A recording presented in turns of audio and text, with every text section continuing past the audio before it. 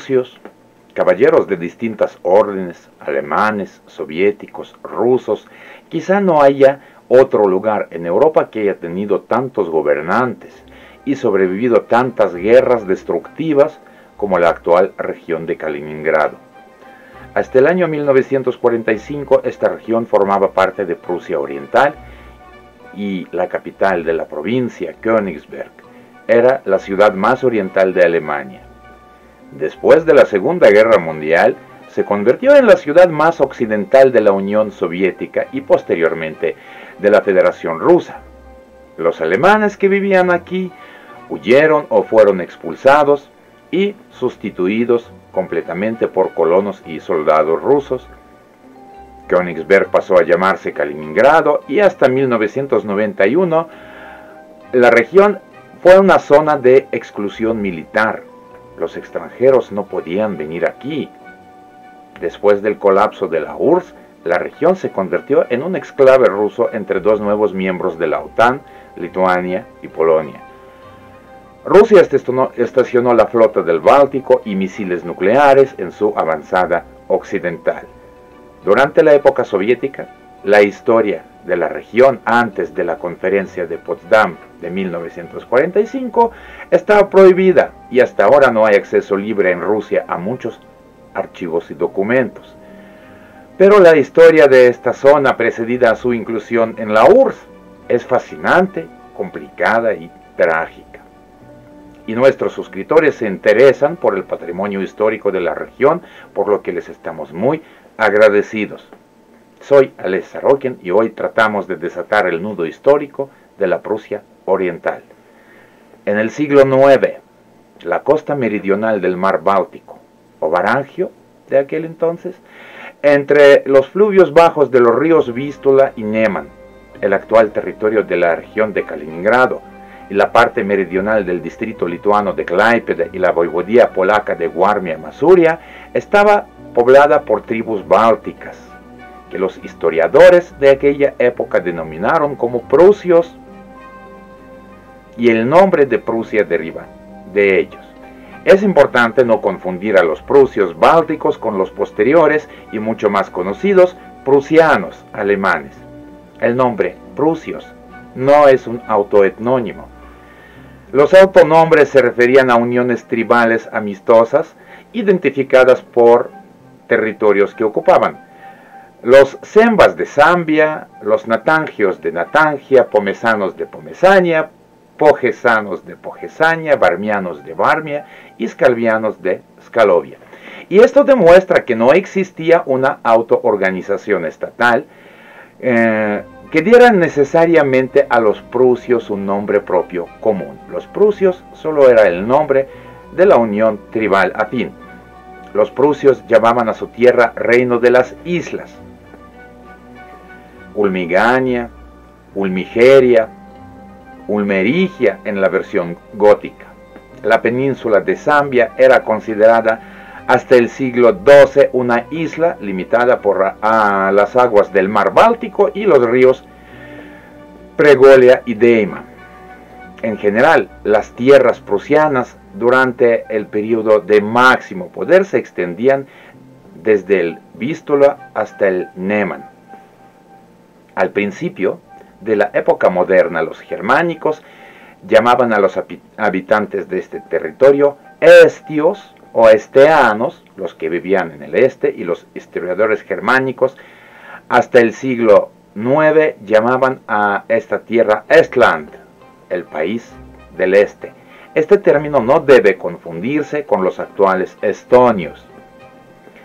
La formación de la sociedad y la cultura prusias tuvo lugar entre los siglos 7-8 sobre la base de la cultura esteana, al final de la gran migración de los pueblos, que tuvo un impacto significativo en la sociedad local. En el siglo IX, el término esteanos fue sustituido por un nuevo etnónimo, prusios. El término aparece por primera vez en la obra de un geógrafo bávaro anónimo, como nombre de un pueblo que vivía al este del río Vístula. A base de la sociedad prusiana era la comunidad agrícola. Consistía en un asentamiento rural, tipo aldea o varios asentamientos. Un grupo de comunidades constituía un distrito. El centro administrativo del distrito era probablemente un asentamiento fortificado, donde vivía un representante de la nobleza local, que gobernaba el distrito. Los distritos se agrupaban en tierras. Según historiador Peter Duisburg, a principios del siglo XIII había 11 de estas tierras en Prusia: Skalovia, Nadrovia, Zambia, Natangia, Bartia, Pomesania, Pogesania, Galimbia, Sudovia y Sasovia. Cada tierra prusiana estaba gobernada por un consejo de nobles. A principios del siglo XIII, la economía prusiana estaba dominada por la agricultura. Los prusios sembraban avena, cebada, trigo y centeno, cultivaban lino, se dedicaban a la horticultura y apicultura, sobre todo en las regiones orientales, donde había enormes bosques, a la caza y pesca. Los prusios criaban caballos en abundancia, utilizando su carne como alimento. También se dedicaban a ganado vacuno y porcino. En las zonas forestales, la caza principalmente era de alces. Desempeñaba un papel importante en el suministro de alimentos. En las primeras fuentes escritas, hasta mediados del siglo XIV, se presenta comparativamente poca atención de las creencias prusianas. Según Peter Duisburg, los prusianos honraban a toda la naturaleza en lugar de a Dios. El paganismo báltico se ha descrito como una forma de polidoxia, una creencia en la santidad de todas las fuerzas y fenómenos naturales, no personificados, pero poseedores de sus propios espíritus y poderes mágicos. Pensaban que el mundo era habitado por un número infinito de espíritus y demonios, creían en el alma y practicaban el culto a los antepasados. El término Prusia apareció en el siglo X como un derivado del término prusios, cuando a principios del siglo XVI surgió un nuevo estado, el Ducado de Prusia. Sus ciudadanos pasaron a llamarse prusianos independientemente de su etnia. Alemanes, prusios, polacos, lituanos. Al mismo tiempo era necesario separar las denominaciones de antiguos prusios, los habitantes de la época anterior a la orden teutónica, y de nuevos prusianos. Esta contradicción fue resuelta por el cronista Simón Grunau, quien en su obra Crónica Prusiana introdujo un nuevo término, Lituania prusiana o Pequeña Lituania, que incluía a los propios lituanos que se trasladaron al territorio de Prusia y a los restos de la población local de la Vieja Prusia, es decir, los prusios. No se desaparecieron en el siglo XVII, sino se convirtieron en lituanos prusianos. El término prusianos, que designa a la población de Prusia Oriental, sobrevivió hasta mediados del siglo XX. Muchas figuras políticas y culturales famosas de Prusia Oriental, sobre todo en el siglo XIX, se enorgullecían de llamarse prusianos. En el siglo XIII, con el pretexto de cristianizar a los prusios, sus tierras fueron conquistadas por la orden teutónica. Las primeras unidades de caballeros de la orden aparecieron en Prusia en 1230, después de que el Papa emitiera una bula en 1218, equiparando la cruzada a Prusia con la cruzada a Palestina. Hasta el siglo XIII fue escenario de conflictos militares entre los príncipes prusianos, polacos y masovianos. En comparación con las vecinas tierras polacas, la organización social de los prusios era muy primitiva. No tenían grandes ciudades, ni siquiera en el siglo XIII.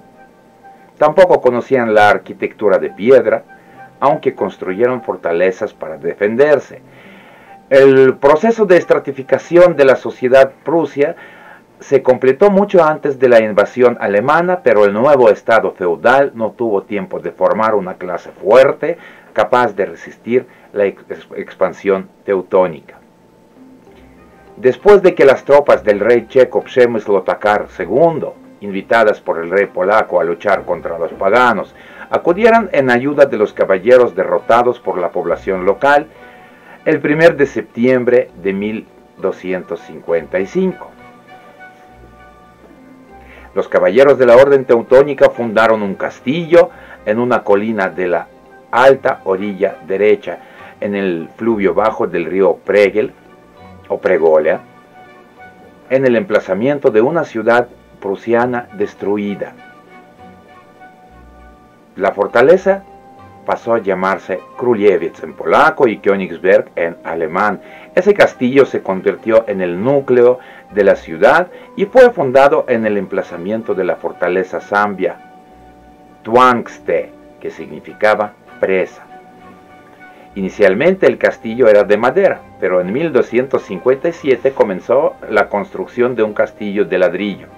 En 1260, durante el gran levantamiento prusio, tropas de varias tribus prusianas asediaron el castillo, pero no lograron tomarlo.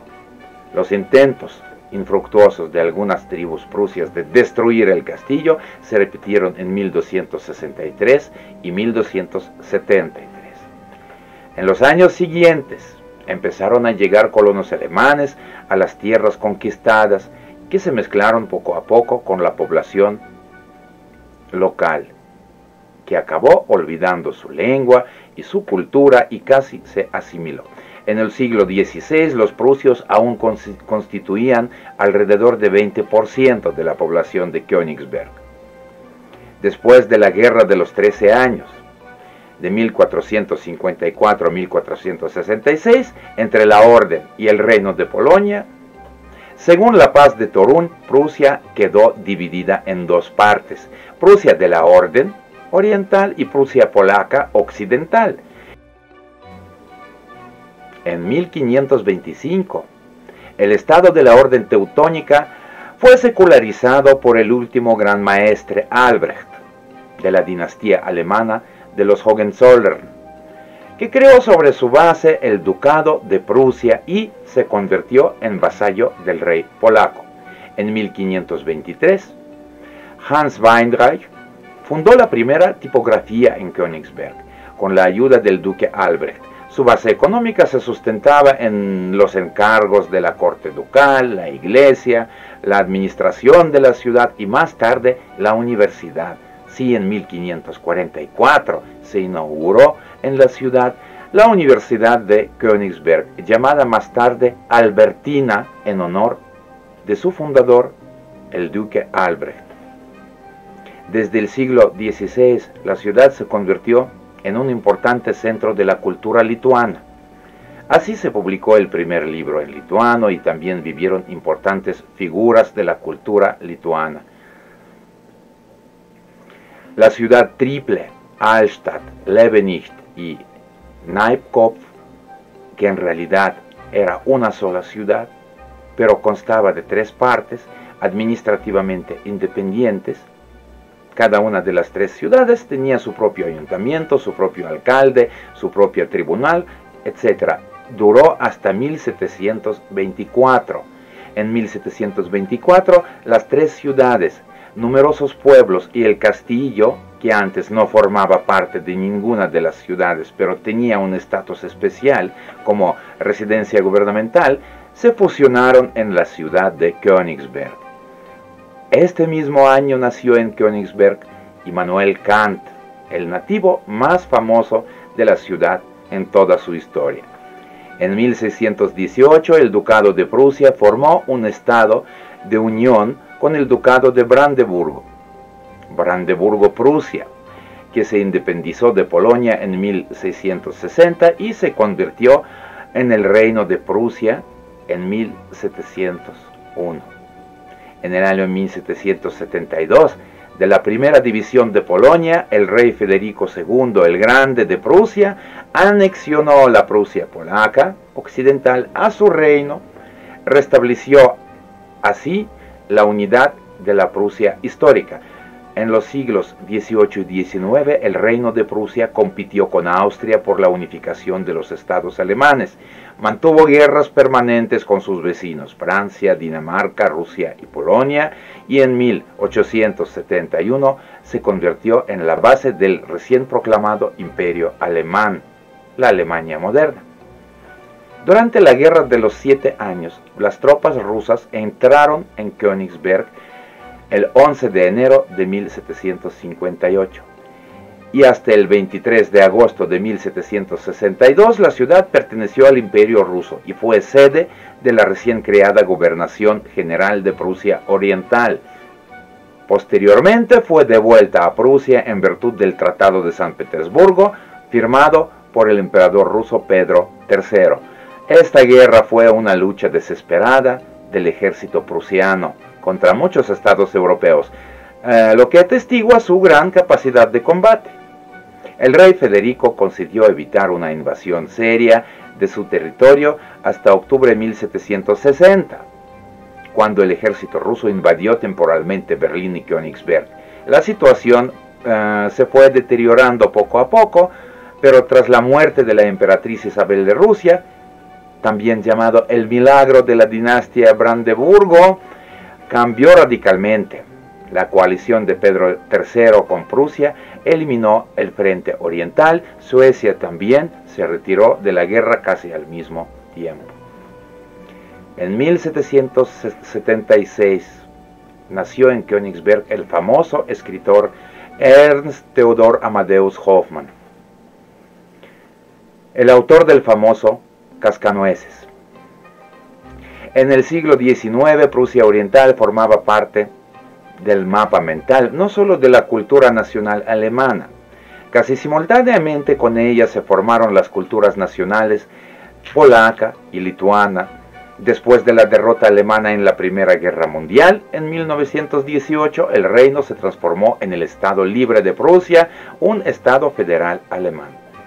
En 1919 se inauguró en Königsberg el aeropuerto de Dessau, el primero en Alemania y uno de los primeros de Europa y el mundo. En 1922 se puso en marcha el servicio aéreo entre Königsberg, Riga y Moscú.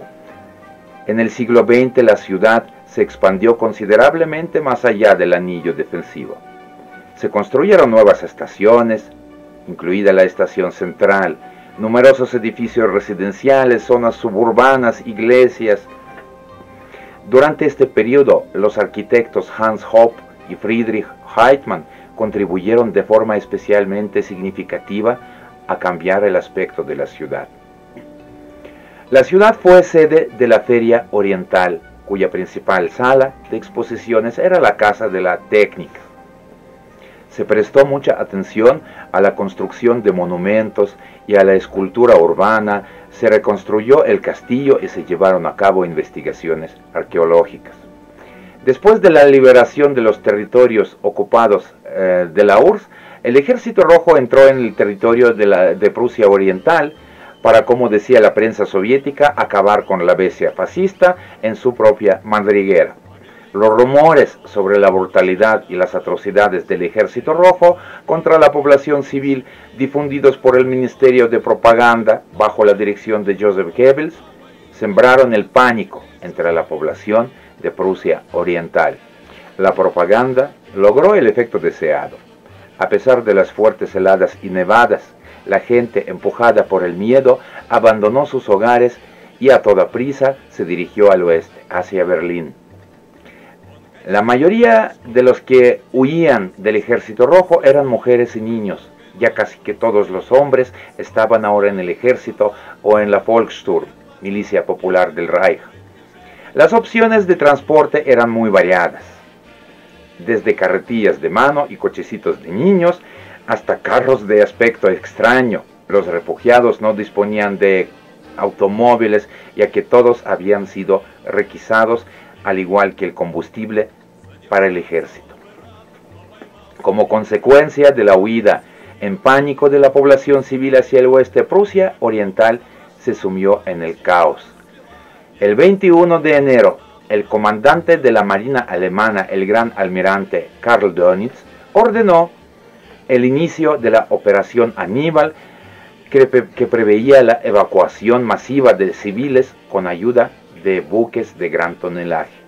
El principal punto de evacuación era el puerto de la ciudad polaca de Gdynia, en la costa del Báltico. Para cubrir estas necesidades, las autoridades alemanas destinaron, entre otras cosas, un enorme transatlántico Wilhelm Gustloff. El 30 de enero, el buque embarcó entre 6 y 10 mil refugiados. El 30 de enero de 1945, el Wilhelm Gustloff se hundió frente a las costas de Polonia, después de un ataque de un submarino soviético S-13, al mando del capitán de tercera, Alexander Marinescu. Aún se desconoce el número de muertos. Según diversos datos, las víctimas de la tragedia fueron de 5.500 a 9.000 personas, entre ellas varios miles de niños. El asalto a Königsberg comenzó el 5 de abril. Durante este asalto, las tropas soviéticas utilizaron por primera vez la táctica de lanzar un ataque de infantería antes de completar la preparación de la artillería, lo que provocó importantes pérdidas por el fuego de sus propias tropas. Por decisión de la Conferencia de Potsdam, la parte norte de la provincia alemana de Prusia Oriental, junto con su capital Königsberg, debía transferirse a la Unión Soviética. Más tarde, cuando se firmaron los tratados fronterizos, la región de Königsberg fue reconocida como posesión de la Unión Soviética. Como es el caso desde el punto de vista jurídico, la Conferencia de Potsdam fue una reunión de los países vencedores, Estados Unidos, Gran Bretaña y la URSS, sobre el acuerdo de posguerra celebrada en el verano de 1945, que dio lugar a la publicación de un comunicado. En el sentido jurídico internacional, todas las decisiones de esta conferencia fueron y siguen siendo legalmente nulas.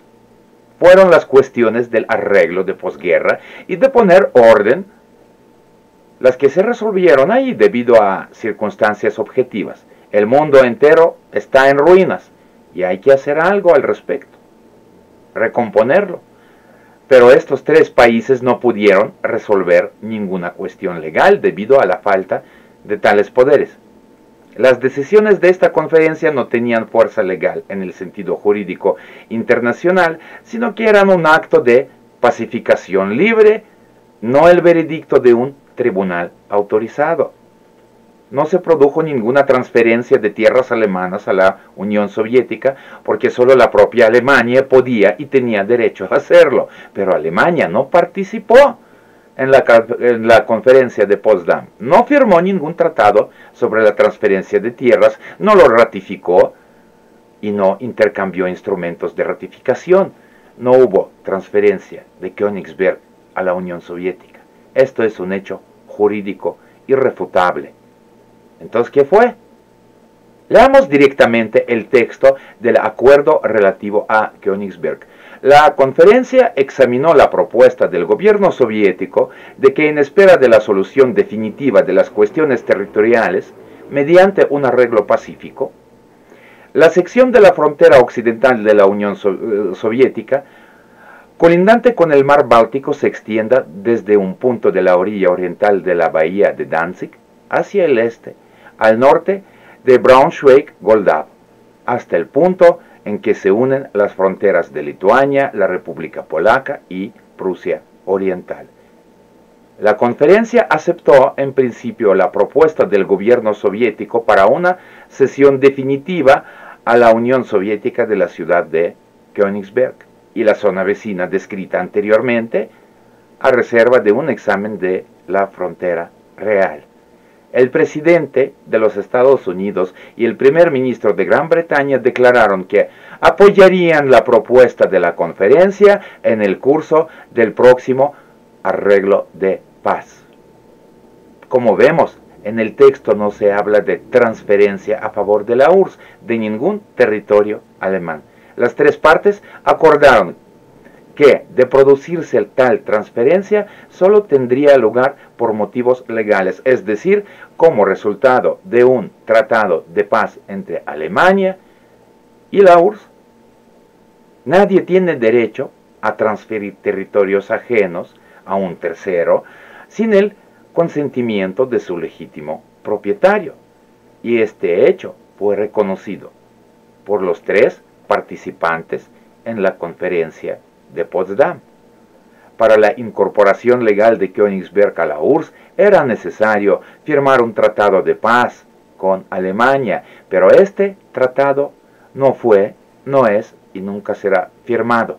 Durante la Unión Soviética, Alemania no concluyó este tratado y después del colapso de la URSS, como país victorioso, no hay nadie con quien hacerlo. Todas las restricciones impuestas a Alemania a raíz de la conferencia de Potsdam quedaron anuladas en 1990 con la firma del tratado sobre el acuerdo definitivo con respecto a Alemania, que abrió la puerta a la reunificación de las 2 Alemanias y la retirada de las tropas de ocupación de la URSS. Los firmantes fueron Estados Unidos, República Federal Alemana, República Democrática Alemana, Gran Bretaña, Francia y la URSS al mismo tiempo. No se firmó ningún tratado de paz entre la URSS y ninguna de las Alemanias. La cuestión de Königsberg solo puede resolverse mediante un tratado de paz y un tratado fronterizo entre Rusia y Alemania, pero esto no puede suceder porque no se combatieron mutuamente, no tienen ningún tratado fronterizo. No existe ningún fundamento jurídico internacional que Königsberg y sus alrededores formen parte de la Federación Rusa. La Unión Soviética ya no existe. No puede haber tratado de paz con la Federación Rusa porque ella no fue parte del conflicto. Por supuesto, los resultados de la conferencia de Potsdam deben ser respetados. Han pasado años y nadie pretende a regresar Königsberg a Alemania o a Polonia o a Lituania. La conferencia fue un punto de referencia de las fronteras actuales en Europa, pero parece que últimamente alguien está jugando con el fuego, tratando de cambiar las fronteras establecidas. El intento de rediseñar las fronteras existentes a su favor no va a llevar a nada bueno.